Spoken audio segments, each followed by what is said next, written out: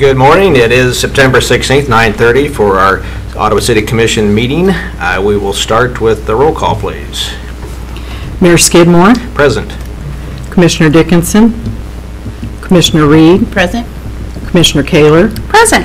And we do have a quorum, so we will be able to conduct business today. That's good news. So we will start with our Pledge of Allegiance, followed by invocation by Charlie Adams.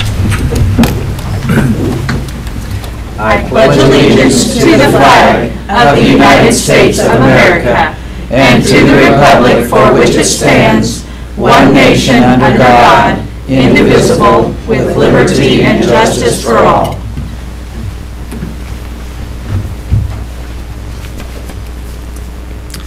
Let us pray. Eternal Lord, ruler of all, graciously regard those who have been set in positions of authority among us, that, guided by your Spirit, they may be high in purpose, wise in counsel, firm in good resolution, and unwavering in duty, that under them we may be governed quietly and peaceably through Jesus Christ our Lord. Amen. Amen. Thanks, Charlie.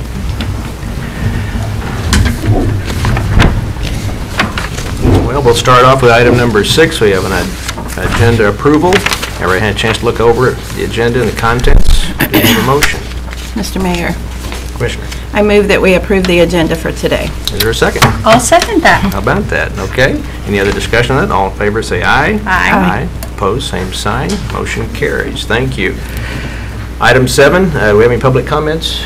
No, sir. We have none? Okay, we'll dispense from those readings. At this point, we'll make a declaration. At this time, I'd like to give the commissioners a chance to declare any conflict or communication they've had that might influence their ability to consider today's issues impartially. We're good there? All right, thank you. We'll move on to item number 9. Proclamation for Constitution Week, September 17th through the 23rd, 2015. Constitution Week is an official week to commemorate the anniversary of the creation of the world's longest-lived written constitution. Members of the General Edward Hand Chapter Daughters of the American Revolution will attend the meeting, and Vice Regent Nancy, I'm going to mess this up, Mechnicki? McNicky. Okay, there we go. We'll accept the proclamation. Yeah, right. So let me read the proclamation. I just want to comment about that, thinking about the longest living written constitution. That says a lot about this piece of work that these people put together many years ago, so I'm just very honored to read this to you today.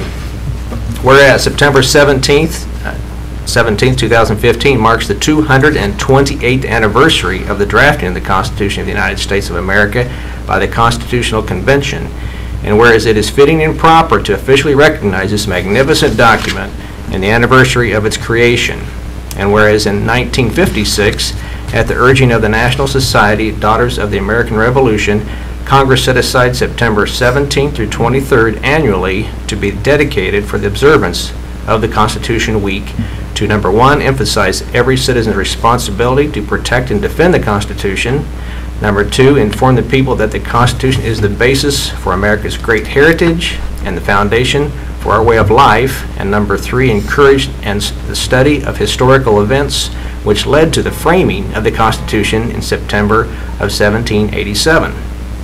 And whereas Public Law 915 guarantees the issuing of a proclamation each year by the President of the United States of America designating September 17th through 23rd as Constitution Week. Now therefore, the governing body of the City of Ottawa, Kansas does hereby proclaim September 17th through 23rd, 2015 to be Constitution Week in Ottawa, Kansas, and ask our citizens to reflect upon and affirm and reaffirm the ideals the framers of the Constitution had in 1787. Signed this day by Mike Skidmore, Mayor. And so we'll go ahead and let's get a picture here. This will have, is it Nancy, you come forward? You're Nancy, right? Sorry, I butchered your last name. Okay, here we go. One more for you, man. Great, very good. You want to say a few words, Nancy? Go right ahead there.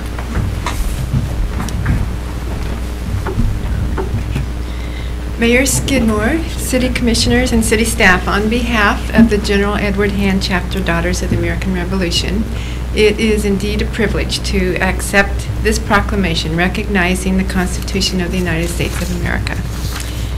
We experience many freedoms because of this great document, and we are grateful for our founding fathers and their belief in God and country. And we are definitely defenders of our Constitution, so we will reaffirm that. And we are going over to the depot, and we're going to ring bells for the starting of the week, for the Constitution Week. So, great. thank you. And we'd like to be dismissed if that would be Okay, sure. Could we get a picture with everybody here, though? And maybe we can line up against this wall, Chuck, when we do that? Back, go to the screen. Do you want to, Pardon me? here Well, or we there? can do it up here. Okay. That's fine. Ladies, you want to come on up here? You can stand behind us. Hi. We've had a nice group here today. You do have a great group. Nancy, why don't you take my Come on up. picture? This is your special day. Yeah. This is fun. Oh, man. By the mayor.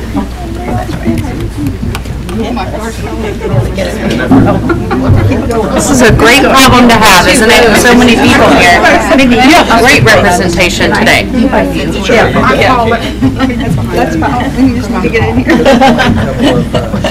Yes, we are.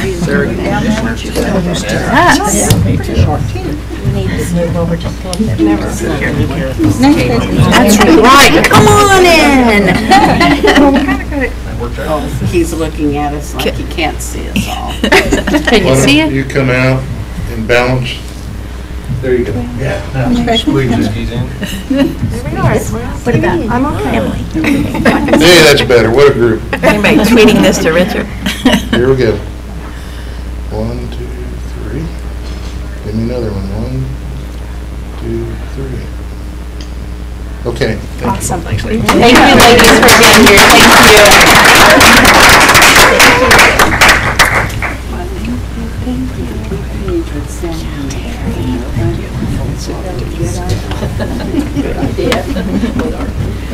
Love it. Thank you. Love it, love it, love it.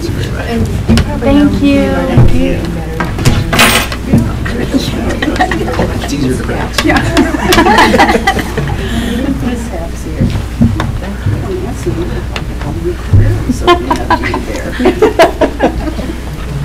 Well, just think about that, protect and defend. That was in our oath when we take oath for this position as well, so very important 2 words that we always want to remember that. So thank you, ladies. I move on to item number 10. A resolution authorizing the sale of general obligation bonds. This resolution authorizes the sale of general obligation temporary renewal notes, and I believe, Scott, are you talking about that? Yes, sir. You'll recall a year ago we sold $530,000 worth of temporary notes to help finance the T-Hangar project out at the airport. Those notes come due in about a month, and our finance advisor had suggested that that's such a small amount in today's bond market that it wouldn't attract a very good rate. And we would have to go through that whole bonding process and all the expenses to incur that bonding process for $500,000. His suggestion was that we negotiate a 1-year contract on these notes again. They are currently placed at Kansas State Bank, and we negotiated with our friends over at Kansas State Bank, and they agreed to continue to carry this note. Actually, what we will do is pay off this note and purchase a second one for the same amount, $530,000, again at 1% for 1 year. They were very gracious.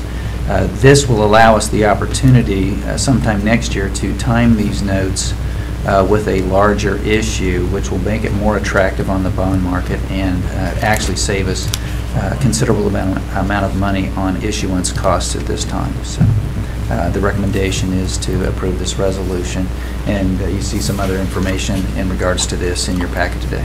Sure. We've all had a chance to look that over, I'm sure, and we're satisfied with that. I do want to also say Kansas State's been a great partner to the city, as much as it pains me to say that. Bite my finger, but it's all right. But with this rate, you're right, it is a good rate, and being able to extend that out and get that additional amount for that rate is a very good deal, so I will say that too. We want to thank Kansas State Bank for that.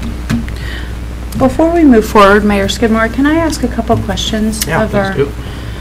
of our finance director? Can you tell me what the initial amount it was for us to actually build this unit, or roughly amount? Roughly around $800,000. You'll recall we received some grant monies to do this project. So approximately $300,000 came from, with the state of Kansas, correct? Correct. Actually, FAA. Okay, great. So it wasn't a single, it wasn't just the city of Ottawa who moved forward on this project. I mean, it was a joint effort. That is correct. Right. And I believe that this was, what, #1 on the airport advisory list? It was on the airport's master plan, and we continue to move forward and have moved forward on several items out there on our master plan, and continue to move forward. I'm about to send the capital improvement plan to the directors and to specifically to the planning director, so that we can tool up and bring that capital improvement plan back to you, not just for the airport, but for all departments throughout the city. But certainly the airport will be involved in that process as we move forward. And would it be fair to say with this and with any other building or anything that the city owns, that it's certainly open to the public? I mean, we want the public out and utilizing the airport. So I recognize that we are taking on some debt here, and that it's at taxpayer expense. However, this is a public airport, and this is an airport that we welcome anybody from the city of Ottawa, and actually anybody from the community to go to. Oh, absolutely. And I think you would agree that in the last 5 years at least, we've seen increased activity at the airport with the new main hangar, new runway, and parts of those projects have been financed with help from the federal government, from FAA, and now the T hangars. I think we'll continue to see increased activity out there. Great, thank you.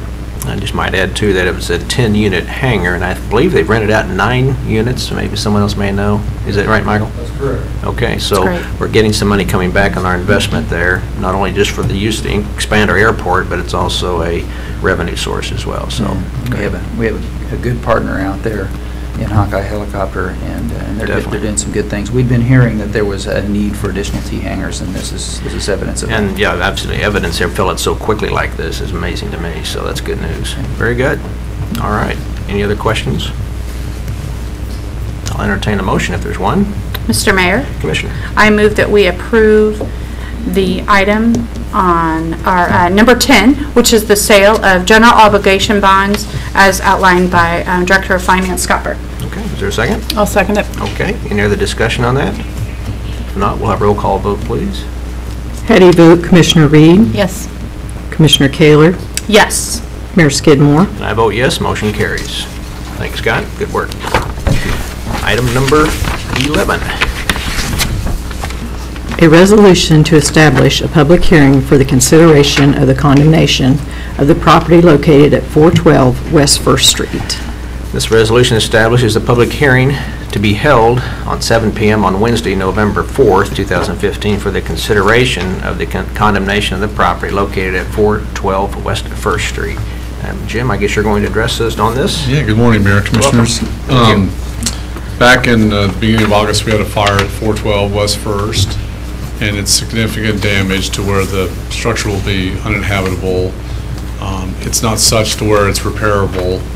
The value of the building prorated against the damage makes it unlikely. And in the evidence that applicant, actually the owner, set the fire, that I don't believe they're going to be protesting, but we officially need to move forward anyway with the resolution. So in your packet, you have some of the information and some photos, but the inside is a total loss. And when was that fire? It was just recently? August 9th, I believe. Just not that long ago. Okay. And is this a little bit unusual to move this quickly on one, or is it because of the blight to the neighborhood? What do we? I believe it is a blight to the neighborhood. There's significant children that walk along First Street. It's close to the levee. It's a small structure too, so it won't be that much of an impact to raise later this fall. We do have it secured for the time being, but the inside is pretty far gone. That's what it looks like. Sure Yeah, does. so we'll, Okay. we've been soliciting some bids already, and we're ready to go. Mr. Sherman, Yes. and I think this is one of the very first times that you've actually presented here to the City Commission, so welcome. Oh, And thank I'm you. going Yeah. to certainly try and be kind to you when I ask questions. They will not be tough, I promise. But they're kind of the standard questions that I ask when we go to condemn a particular structure. This is taxpayer money that we spend to actually condemn a structure. And so is it your understanding that the individual that actually owns, and I know that you had indicated that possibly that person set the fire, is that your understanding that he is unable to actually pay for the condemnation of this particular? Well, he carried no insurance on the structure, so in light of those facts and the fact that he may still be incarcerated, we don't foresee any near future of that person. So in this evidence, the governing body needs to step forward to secure the safety of the neighborhood. So in many instances, I think we would look for other avenues but in this case, I don't think we have much choice. On this particular structure, and with all structures that we condemn, because we do use part of our budget and part of taxpayer money to actually do that, how is it that we have a certain line item that we have in our budget, and I know our Director of Finance can certainly concur with this, that we allow for condemnations, but once that happens, and I know that you'll address this in November again, but once that happens, how do we go about recouping our money? Is there a recoupment? Municipalities, generally what they'll do is they'll give the owner a certain amount of time to pay back. We give them notice saying you have 30 days statutorily and then if they don't, then we go ahead and file against the property tax. And then as a municipality, generally, we're first in line behind other lien holders to secure those funds. So when the property does come, and if you notice in the package, there are 3 years past due on taxes, so I don't anticipate this being long. I'm not still familiar with the tax sale here, but we shouldn't be far off from getting a sale on the property. Or the applicant could have a windfall or something to the owner, I keep saying applicant, the owner could be coming forward at a later date and recouping those funds through us. So. And Mr. Mayor, Commissioners, this is an unusual case. Typically when we see a house fire, there are insurance proceeds, homeowners insurance, and there's a state statute that requires a certain percentage of those proceeds be paid to a municipality until such time as repairs are made or demolition is complete, which is kind of the legal backstop, if you will, to make sure that other taxpayers don't have to bear the cost of that tear down. In a case like this, as Jim has said, it can either be placed as a special assessment against taxes. If there is a criminal charge made, the city can seek restitution through the court system that way. And so there are some options that we'll be looking at in this case, as we do in all cases, to make sure that the impact to the taxpayers is as minimal as possible. But given the exigent circumstances here and the planning department's desire to keep the neighborhood safe, felt it was better to err on the side of caution and try to go quickly here to get this thing taken care of. Thank you. Okay. And I'm guessing, Chief Carner, this is only like 3 blocks away from the fire station. I'm assuming response time was quick, but it doesn't take fire very long to destroy. Actually, this particular fire was discovered by an on-duty firefighter who was leaving the station and saw the car. So, oh my goodness. That was a little unusual Wow. as well. I didn't have, yeah. Okay, thanks. Any other questions of Mr. Sherman? If not, we'll need to entertain a motion for item number 11 to be a public hearing. Mr. Mayor, Commissioner. I move that we establish a public hearing for the property and consideration of condemnation at 412 West First Street. Is there a second? I will second it. Any other discussion on this? If not, we'll take a roll call vote again, please. How do you vote, Commissioner Reed? Yes. Commissioner Kaler? Yes. Mayor Skidmore? And I vote yes, too. Motion carries. Right, thanks a lot. Thank you, Appreciate sir. it. Good job. Thank you. We will go on to report by acting city manager. Scott. You know, we just I wanted to mention that we want to keep our city manager in our thoughts and prayers today. Sure. Reminder that there's a joint meeting at the school district office at noon for the joint bodies. And I wanted to mention that the city clerk and her assistant have been working diligently on our municipal code. It's been needing an update, and they have really moved staff forward with that update. You should have received an email this morning with a synopsis of those updates, and we'll be working on that together in the very near future. And the last thing, I would be remiss if I didn't stand in for the city manager and recognize how important the work that the Daughters of the American Revolution do for us, because it is important that we do protect the Constitution, because it is what protects our way of life. Absolutely. I was impressed to see such a good showing this morning. Very good showing. That's a lot. That's very good. Thank you, Mr. Mayor. Thank you. Report by commissioners. Linda, you want to start? I, like Mr. Byrd, would like to recognize the DAR, even though they've moved on to their next activity. I've been working, I can trace my roots all the way back there too, but I just can't seem to find the time to get the paperwork done. But one of these days, I'll be able to say that as well of my membership there. But I recognize their work on the behalf of the Constitution this morning and this week. And this is the first public meeting where I have had the opportunity to just really thank our voters for passing our sales tax, the renewal, and the additional half-cent sales tax. There probably aren't the right words to be able to express how thankful we are as a city, as a municipality, and to thank all the people that worked on that task force as well, that past mayors, Blake Jorgensen and Gene Ramsey, who kind of headed up that task force, and many, many, many hours by our economic development director, our finance director, our city manager, and many, many others. Mr. Finch helped tremendously in that aspect too. There just aren't enough words to thank everybody for that, but we appreciate the voters so much for passing that and look forward to the outcome of bringing in that money for our community. Very good. Thank you. Sarah? I think Linda really summed it up well. Thank you to the voters. Thank you for the trust that they have placed in us by saying they wanted the sales tax and a half-cent increase. So thank you. And we take that very heavily here at this table, and that know that we will be good stewards of that sales tax. I also want to say that in the age of electronics, there is several Constitution apps, and I happen to have one on my phone that I carry at all times, and I think that's kind of the modern day version of carrying the Constitution in your pocket. But we do here in City Hall, we do keep a copy of our Constitution and Bill of Rights in the back of the Chamber Commission. And so if you don't have a chance to look at it in the app, we invite you to come to City Hall and look.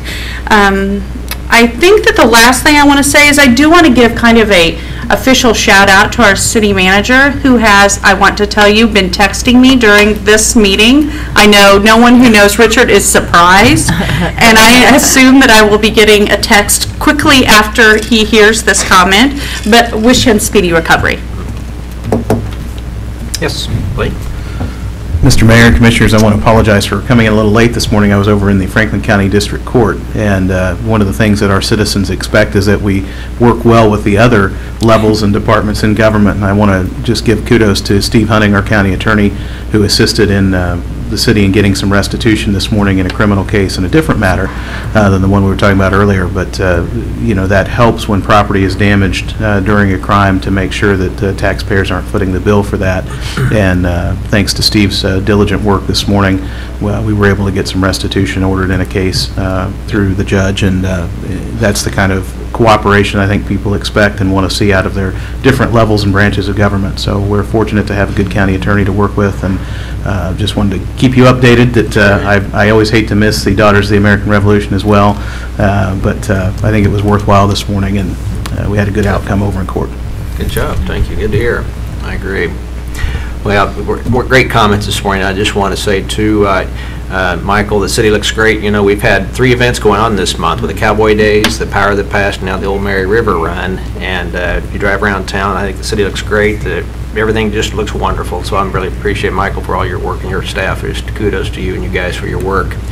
Also want to mention that my nephew, Sam Hulsey in Olathe, is going to be watching this. He is earning a scout badge, and part of his scout badge is to interview an elected official and to see what goes on in like a city commission meeting. And so, Sam, good luck on your project, and I'll get to your. He asked some pretty tough questions. I'm telling you what, it's like a campaign series again. Tough questions I've got to answer to him now, but I'll get to those in later. But congratulations, Sam, and hope you get that thing passed okay. And hope if you don't, it's not my fault then. Just the announcements, you'll see there we have a couple study sessions coming up, and again, like Scott said, at noon today with the USD meeting at their facility. And if there's nothing else, I guess I should say on October 10th and 12th, the LKM Annual Conference in Topeka, so I know some of us will be attending that as well to get some good insight. If nothing else come before the commission, is there a motion to adjourn? Mr. Mayor, Yes, Commissioner. move we adjourn. Is there a second? I'll second. All in favor, say aye. Aye. Motion and meeting is adjourned.